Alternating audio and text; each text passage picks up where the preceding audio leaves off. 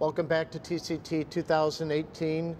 This is our Behind the Medicine segment. I'm joined by Dr. Kini, who's the cath lab director at Mount Sinai, probably the busiest cath lab in the country. Such a big fan, such a big inspiration. You're such an inspiration to women in interventional cardiology throughout the country. Tell us a little bit about your roots, where you came from. What were some of your inspirations as a young woman? I did my medical school in India, and from there, I was inspired to do more training, so I went to England. So I was training there. There I got inspired that I want to do cardiology. And when I was doing cardiology there, I would say my mentor there is the one who actually looked during the procedure. He's the one who saw the skills in my hands, and he said, if you really want to go to the next level and do intervention, you have to go to United States. So he called Mount Sinai, and that's how I entered Mount Sinai. I did my training there, started as attending, and moved up to the director level, and that's what I am now. What's it take to succeed in interventional cardiology? I think people don't realize how hard you work. What's your day like? When do you get up? How does it begin? Get up at 5 and be on the run. Get out of the house by 5:45 to be in the cath lab by 6:40 or so. So our day starts 6:50. Go through the entire cases, do the board rounds, and then is everyday teaching with the fellows, whether it is do didactic discussion of the cases, journal club, and research activities. So that's the morning routine, and then we start the cases. And how late do you go at night? How many cases will you do a day? How many cases will you go to? What time of the night do you end? You're done when the cases are done. Right. So I would say between 10 and couple of days will go up to midnight. Of course, yeah. Unfortunately, interventional cardiology is such that when an acute case comes, you have to be there and do the cases. And that's what I think is a big motivation for us, that when you take care of the acute cases, and the family is very grateful.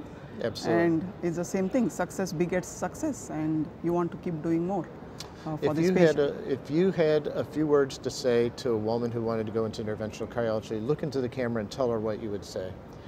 What I would tell a woman who want to do interventional cardiology is, if that is your passion and that's what you want to do, go behind it. And it's a very difficult decision, because it's a fine line between managing family as well as becoming a successful interventionalist. I would say make sure your spouse is with you, there's a good family support, and just go for it. Wow, good for you. You also do a lot of imaging. You did the yellow study looking at yellow plaque and its relation to outcomes. Here, Dr. Ron Waxman is also showing that a lot of that yellow plaque, about 400 units associated with worse outcomes. Where do you see near infrared spectroscopy going? Has it reached a plateau? Is there more studies to be done? I think few more studies have to be done just to see, because there was this yellow study where we described that cap thickness is important. Same thing, the Canary trial we had done, where to show big yellow plaque, would it be embolized if we do PCI or no? And because of the small number, we could not show any difference. But I think a sub-study that we did along with Canary patients, where we used OCT and found the cap thickness. So what is important is not just the presence of a big plaque with yellow, the number 500, you also need thin plaque. So if you just think that you have a ceiling, for the ceiling to break, it has to be thin.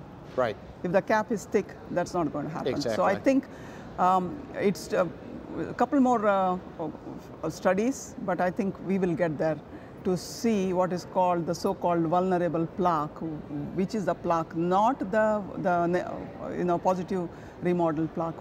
Which are those plaques that they will rupture, and we will probably will have to have an answer to the patients with multiple plaques, which is the one that's going to rupture. Of course.